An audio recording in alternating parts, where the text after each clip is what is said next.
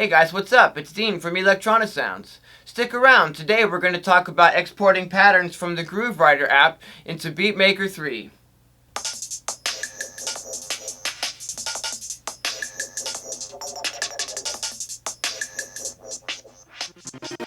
Electronisounds Audio, the YouTube channel for you. I think that the Groovewriter app is a really great app to use side by side with Beatmaker 3. One of the things that you can do is you can export audio from Groovewriter and you can import that into Beatmaker 3 for further arranging, tweaking, chopping, affecting, etc. And let's do that. What we're going to do is I picked a pattern that I like inside of Groovewriter 13. It's A67. It's called some halftime. It's like some halftime drum and bass kind of stuff. And what I'd like to do is I'd like to export the audio from this, and we'll import that into Beatmaker 3. I'm going to go ahead and just reinitialize this pattern real quick. A67, some halftime, and we'll go into the menu, and we'll go to the utility section of the menu. We'll scroll down just a little bit, and what we're going to want to do, guys, is we're going to want to render pattern stems, okay? So we'll double-click on that, and here we can give that pattern a different name if we'd like to. For now, we'll just leave it as it is, some halftime, and it's the stems from that. So we'll click OK. It's going to render all this out to audio, and it's going to zip this up for us into one file that we can then import into Beatmaker 3. So we're going to literally choose Copy to Beatmaker 3. The iPad's going to open up Beatmaker 3, and it's going to put these samples inside of our imports directory, unzipped content available in the imports directory. So if we go to the menu on Beatmaker 3, and if we go to our imports directory, here we have a folder, some halftime, stems, and inside of this folder, it's rendered out the individual parts. Okay, now there's several ways that we could deal with these loops inside of Beatmaker 3. Let's check out some of those.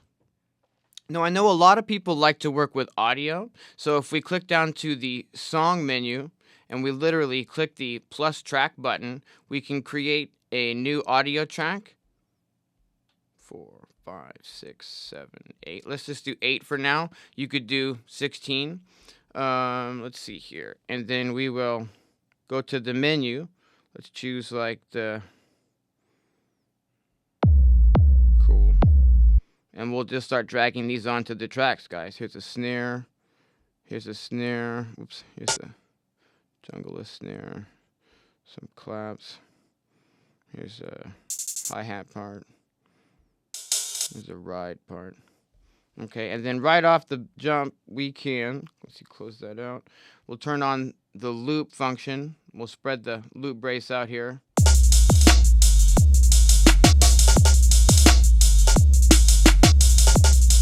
And there we have it, guys. We've got this stuff on the timeline inside of Beatmaker 3.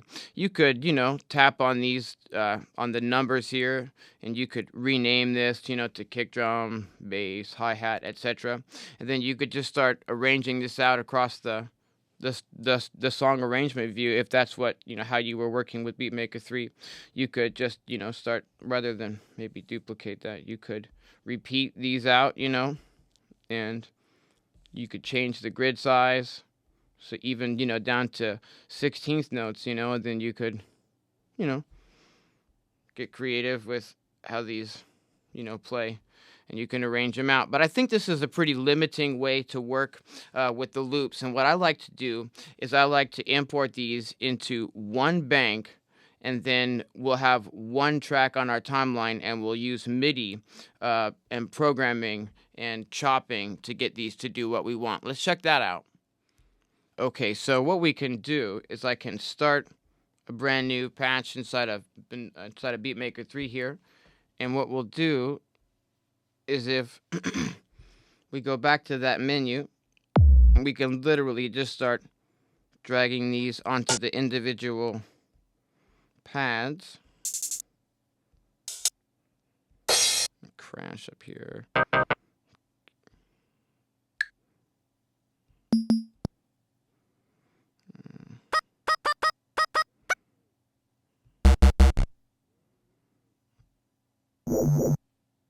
Okay, and now what we've got, just brought the tracks that let's see, 1, 2, 3, 4, 5, 6. So we're missing 7 and 8 here for some reason. Probably because there was no pattern information on those tracks inside of the GrooveWriter app. And now what we have, guys, is we have really amazing control over what we want to do with these sounds. Let's give this a different color to work with just for fun. And maybe not such a blue color today. Cool. And so what we can do here is if we go to the song arrangement view and we double tap on bank 1 to create a pattern, we can stretch. Let's see, maybe for now we'll use a 2-bar pattern. We'll put our loop on. We'll pull this over, right? And if we double click inside, now we have our actual MIDI in the pattern view. And what we can do is this is a 2-bar. So we could actually put in these notes that are going to hold the samples, okay, across. What let's do, though, is let's change every single sample. Instead of a one-shot where it's going to play all the way through, let's change it to a hold, right? So that we have control over how this sample plays. And what we'll do is we'll bring the release time on these down quite a bit to maybe, I don't know, maybe even less than that. Let's try 10.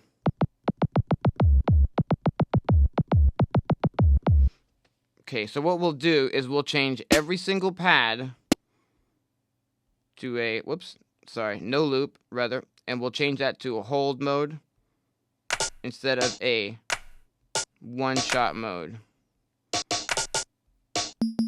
And this is going to give us control over the release times and how we're actually playing these.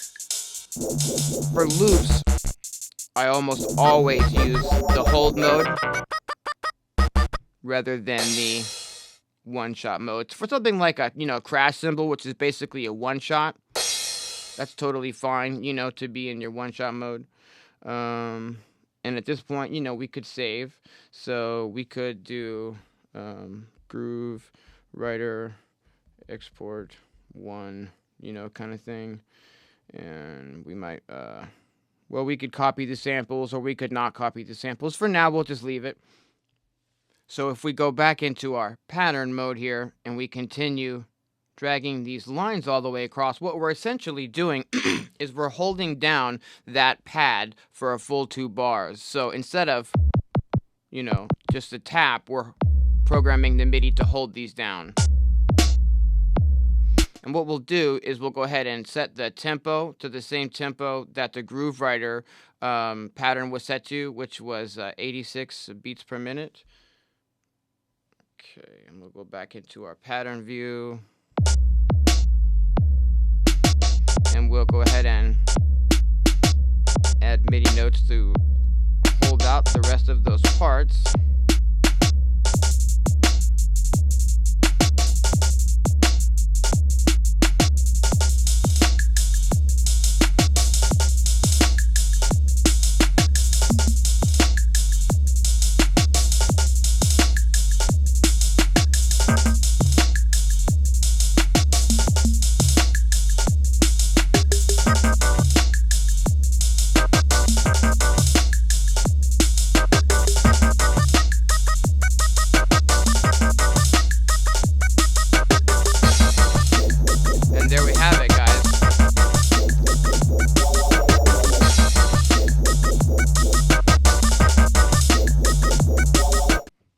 So now what we've got is we've got basically, a full pattern here, and we could rename this like full groove, and then we could then duplicate that, okay, and, leave it at full groove 1, sure, and then literally we can just, see if we can get a zoom in here, we could literally just start deleting some stuff that we don't want in this variation. Like we could delete the bongo for now, delete the key stab, delete this wood block, maybe delete this clap, and now we have a different variation of the groove already.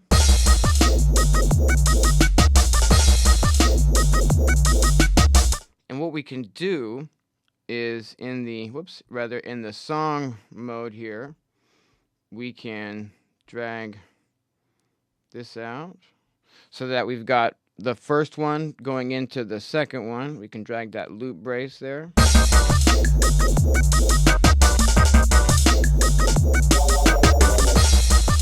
And then we have, the variations. So you can sit here and just program a bunch of different variations, and now you've got a lot more control over how you want to actually sequence this track out. We still have complete control over all of the levels in this mix. If we go to the Mixer tab and we double click on Bank 1, let's see here, we can see that, you still have complete individual level control. You can do individual panning on these tracks. You can assign these tracks to the effect sends, put in some extra reverb and some extra delay. Now let's say that you want to put some individual effects on some of these sounds, right? You still want to have individual control, which is why we would have multiple tracks in a mix, right? Well, these are all still individual tracks is the thing. You can think of this as one bank, as in one track, that has a whole bunch of individual parts in it, a bunch of individual tracks, basically. And what we'll do is if we click the Effects tab, right here we're on Bank 1, so anything I put here will affect all of the sounds. We could put like a global EQ on this bank. I have a default setting that trims anything off just before the 28 hertz, so any like super sub frequencies that we can't hear, it'll trim those out.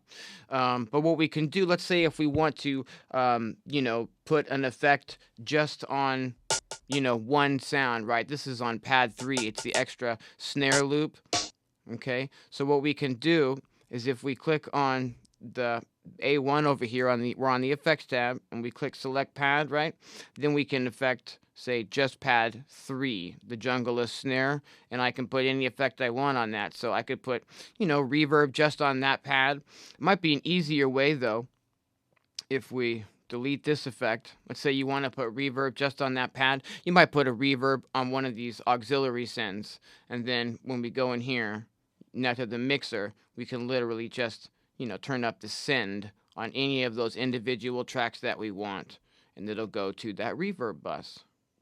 Another thing that we can do in this sort of a one bank workflow, you guys, okay, where we've just trimmed out not trimmed out rather, but just assigned the sounds to the different pads. One of the things that you can really, do to create some variations and stuff is you can really simply say we want to copy the snare drum and make some variations, right? So we just copy, we'll put that into an empty pad, we'll select paste, right? And then here's our snare drum again, excuse me.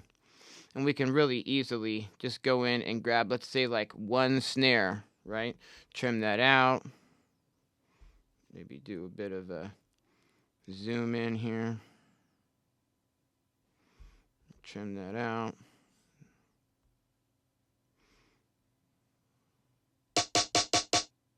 And now, we've already got, and you can do that with any of these pads. So you could just sit here and continue working into the, upper banks of this bank, and continue, adding different sounds, different variations.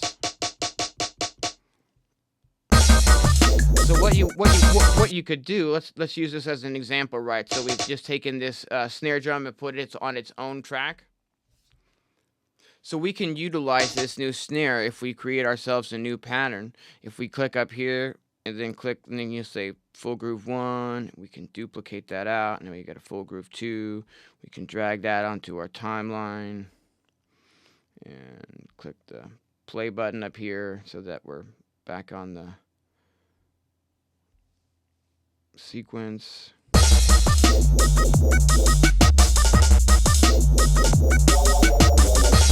Okay, so maybe we'll get rid of a few of these parts here, like to make it a little bit more simple for us right now.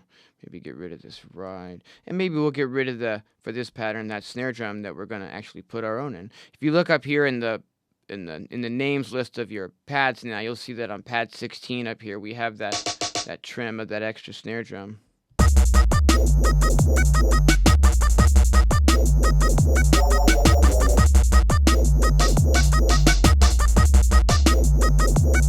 So you can see that now we would have complete control over however we might want to put that snare drum in.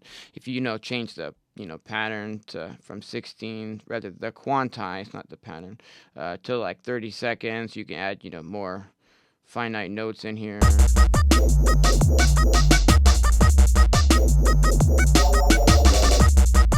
So you get the idea. Basically, I really find that this workflow is going to allow you to really customize what you want to do.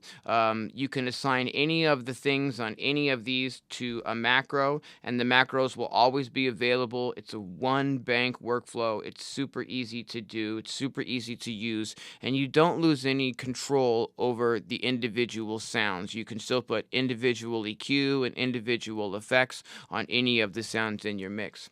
I hope this has been helpful for you guys to understand how you can get some of your Groovewriter patterns out of Groovewriter and into Beatmaker 3 to use inside of this workflow. Thanks for watching, guys. Be sure and stay tuned for more shenanigans. Okay, one last thing. I lost a lot of light here because my batteries have run out, but let's not forget to save, okay? So let's save. Fantastic.